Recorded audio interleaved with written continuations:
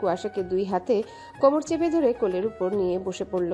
তৎক্ষণাৎ কুয়াশা কিছু বুঝে ওঠার আগে কুয়াশার গ্রীবাদেশে মুখ ডুবিয়ে কামড় বসিয়ে দিল।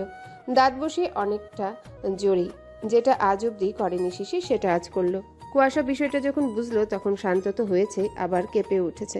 এদিকে ব্যথায় গুঙিয়ে উঠেছে। দাঁত মুখ খিচিয়ে শিশিরের নগ্ন পিঠে নখ বসিয়ে চেপে ধরল। শিশির কামড়টা দিয়েছে কাঁধ আর গলার হাড়ের মাঝামাঝি। এই প্রথম এরকমভাবে কুয়াশাকে ছুঁল সে। এটা দ্বারা কি ভালোবাসার পরিমাণ বুঝিয়ে দিল? কুয়াশাকে কামড়ের মাঝে বুঝিয়ে দিতে চাইলেও তার বুনোল শুধু তারই, নাকি কুয়াশাকে তার মার দেহাটা ফিরিয়ে দিতে কামড় দিল কোনটা?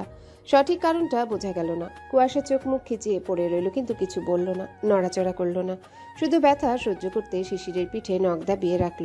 সেই গভীর ছোঁয়াটা অনুভব করতে চাইল বোধহয়। কিছু পল পার হয়ে গেল, তবুও ছাড়ল না শিশির। কুয়াশা এবার না পেরে অন্য হাত শিশিরের ঘাড় গলিয়ে পেছনে চুলের মধ্য দিয়ে মুঠো পাকিয়ে চুল টেনে ধরল শক্ত করে।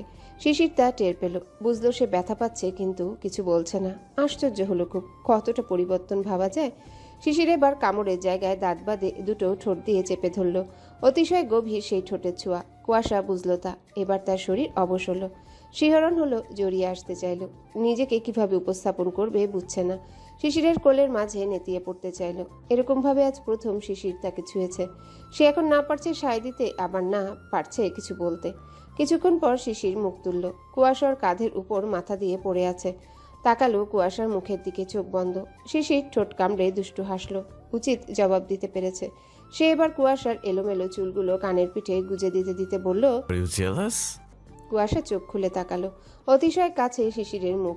শিশিরের মুখ ঠোঁট কিয়ৎক্ষণ অবলোকন করলো, এরপর চোখের দিকে নজর রাখলো। প্রগাঢ় সেই দৃষ্টি। শিশির তাকিয়ে রইল তার আহ্লাদী বইয়ের দিকে। কুয়াশার উত্তর, বহুত। শিশির হাসলো দুষ্টু চোখে মুচকি মুচকি, বলল, ভাবা যায় বাঘা তেঁতুল নামে কুয়াশা গোবর ঠাসা তার বুনোলের ওপর পজিটিভ, তাও আবার অন্য মেয়েকে তার সাথে দেখেছে বলে। হাউ রিয়েলি, বাহ কি পরিবর্তন।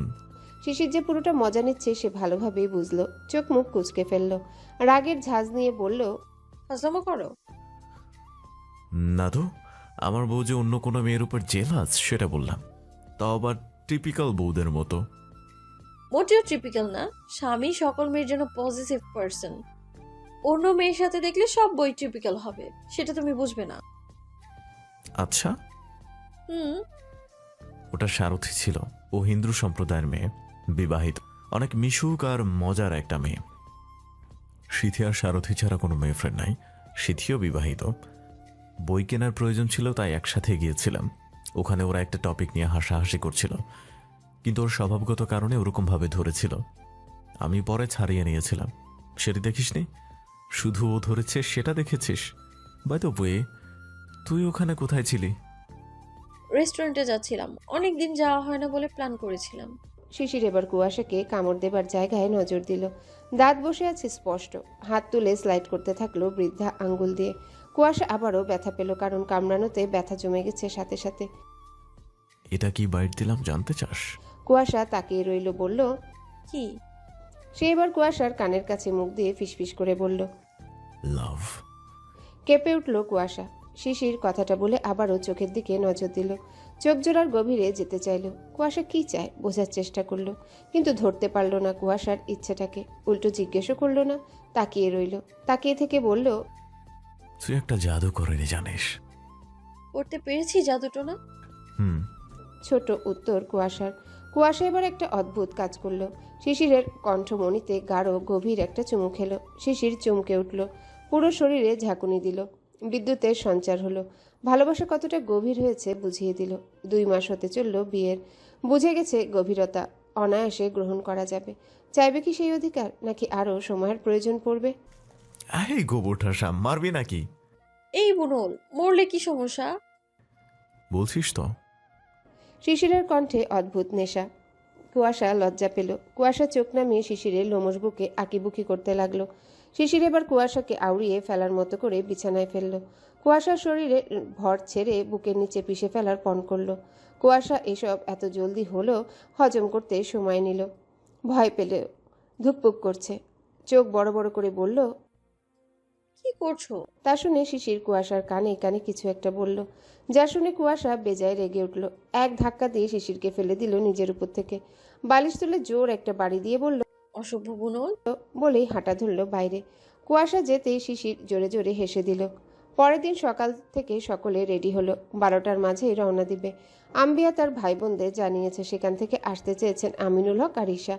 আর বোনেরা কেউ রাজি হয়নি, একেবারে বিয়ে খেতে আসবে জানিয়েছেন। ঈশা আর কুয়াশা মিলে স্মৃতিকে জোর করে নিয়ে যাচ্ছে। এদিকে শিশির রিজভিকে নিয়েছে। নিহারের বন্ধুদের বেশি বলেনি, সব থেকে ক্লোজ 2টা বন্ধুকে বলেছিল, কিন্তু একজন রাজি হয়েছে। সকাল 11টা। কুয়াশা রেডি হচ্ছে তার ঘরে। সে আজ শাড়ি পরার প্ল্যান করেছিল, কিন্তু শিশির মানা করেছে। শাড়ি পরে জার্নি করতে দিতে নারাজ, যেমন চলে তেমনই যেন যায়। বোরখা হিজাব, প্রয়োজনে ওখানে গিয়ে শাড়ি পরবে। এই কথায় রাগ উঠেছে তার। মার্জিতভাবে শাড়ি পরে গেলে কি এমন মহাভারত অশুদ্ধ হতো, এই ভেবে তার ভেতরে একটু রাগ।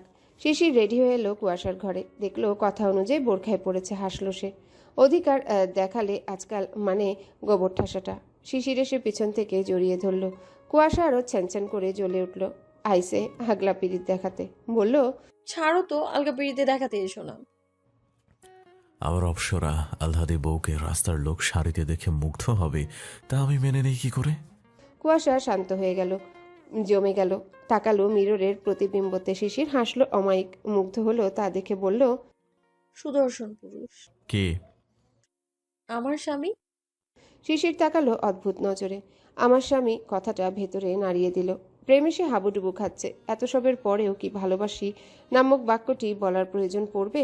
কি আছে প্রয়োজন? নেই, কোনো প্রয়োজন নেই। তারা প্রেমে পড়ে গেছে, ভালোবেসে ফেলেছে। ভালোবাসা নামক সুখ পাখি এসে ধরা দিয়েছে তাদের জীবনে। কি অদ্ভুত না? কেউ কি খুনাক্ষরে টের পেয়েছিল এই দুটো হাম সেপাইরা একে অপরের প্রেমে পড়বে? যে হারে চুরাচুরি করতো, বাপ্পারে বাপ্পা! যারা বিয়ে করতে পর্যন্ত নারাজ ছিল, তারা আজ একে অপরের অনুভূতি প্রগাঢ়ভাবে অনুভব করার চেষ্টা করে কি অনুভব করে। সময় নিয়ে তারা ভালোবাসতে শিখে গেছে। কে বলে বিয়ের পর প্রেম হয় না, প্রেমে পড়া হয় না? এটা কি প্রেম না, প্রেমে পড়া না? চলুক না এই খুনসুটিময় প্রেম কিছুদিন, ক্ষতি কি তাতে? সুজলা সুফলা শস্য শ্যামলা আমাদের সোনার বাংলাদেশ। ছোটকালে বাংলা পাঠ্য বই অনেক পড়েছি, জেনেছি। আমাদের বাংলাদেশের সৌন্দর্য কবিরা লেখকরা তাদের অনুভূতি দ্বারা বিভিন্নভাবে কবিতা পঙ্ক্তি ছোট গল্প বড় গল্পের মাঝে তুলে ধরেছেন।